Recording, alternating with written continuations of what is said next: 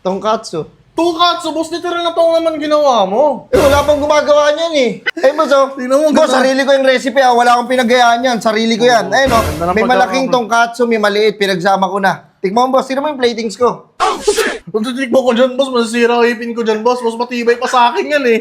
Tingnan mo yung ginawa mo. Bakal yan, solid na bakal yan, oh. Tongkatsu nga eh. Wala ka bang alam sa mga Japanese food? Boss, meron naman kahit pa paano, pero hindi yung ganyan.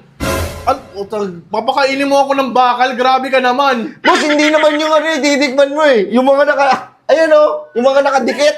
Ito mga yellow. Ina no? Boss, tangina no? Boss, siguro boss, ito na yung makakapagpabago ng buhay ko. Siguro ito na yun, nararamdaman ko eh. Siguro ito na yun. Boss, Alam mo boss ha, kwento ko lang sa'yo, ang dami kong palpak sa buhay. Oo. Oo, kasama na yan.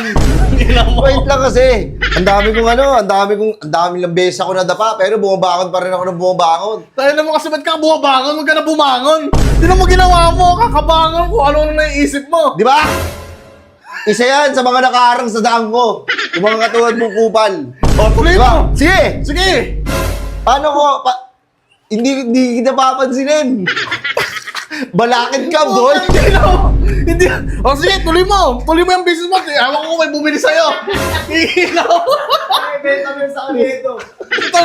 Ako pa ngayon harang, sinasabi ko lang yung totoo, boy. Alam mo sa mabenta yan sa junk shop? Saan? Baka sapakin kita, junk shop. Ba't yung junk shop yan? Eh, sarili kong recipe yan. Tama naman, bakal yan eh. Boss, grabe ka naman, boss.